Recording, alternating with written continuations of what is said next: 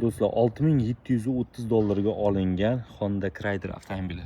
Xitoydan sotib olib O'zbekistonga import qilingan.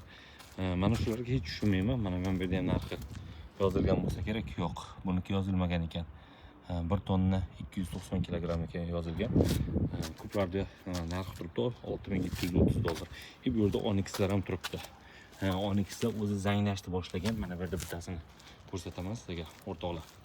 Mana buni tarmoznoy diski zanglaganga kamiga, bu yer ham ko'rasizmi zanglagan.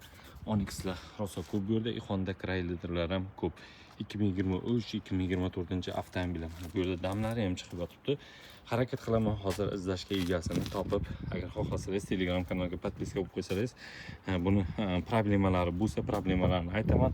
Agar sizga qiziq bo'lsa, arzonroq bo'lsa, bularni sotib olsangiz bo'ladi. Mana bu yerda zanglamagan ekan. Bir xillari zanglagan, bir xillari zanglamagan. Shunaqa bo'lib yotibdi. Balonlari ham o'zi qaranglar ahvolni. Bir xillarida zimniy balon turibdi, bir xillarida sezon universal. Mana bunda zimniy turibdi, ko'raysizmi? Balon qanaqa shipovnikmi, shunaqasi.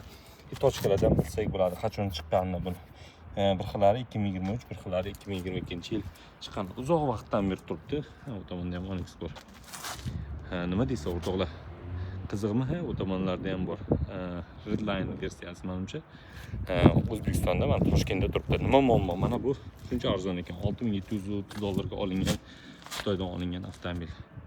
Egasini topib harakat qilaman narxlarni bilishga. Agar muammolari bo'lsa, muammolarni ham aytib Telegram kanaliga qo'yamiz.